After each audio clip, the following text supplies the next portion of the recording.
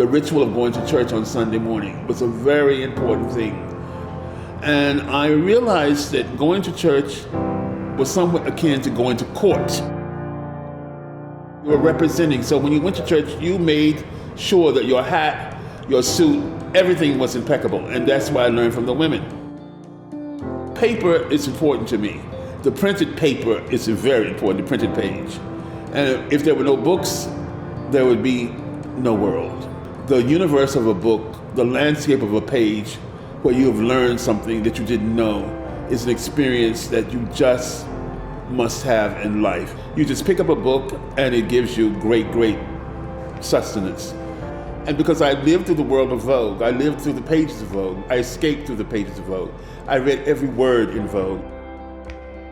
In those beautiful images of women that were heightened by accessories and jewelry and exaggerated poses, it became another world. It became almost a literary world, an epic sort of cinematic world. And I never dreamed that I would ever get to Vogue, but I wanted to be a fashion editor early on. And my cousin said, well, men don't become fashion editors. And my grandmother was in the kitchen and she heard the conversation. And she said, leave him alone. Let him be what he wants to be. He'll do whatever he wants. And I remember that so well. I remember that so well as it was today. Sitting here today, she was talking. My passion for fashion goes deep, and it runs deep, deep, deep like rivers. It is based on history. It is based on knowledge. It's based on a connoisseurship.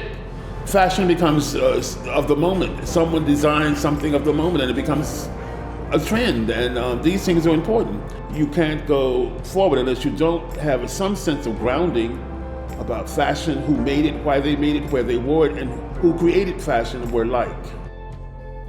Well, I don't know what I'm going to see in the future of fashion, but I do know that I think that as long as we're not going to go around naked in the buff, if we don't return to the Garden of Eve with the fig leaves, and the serpent, there's going to be fashion. There's always been fashion.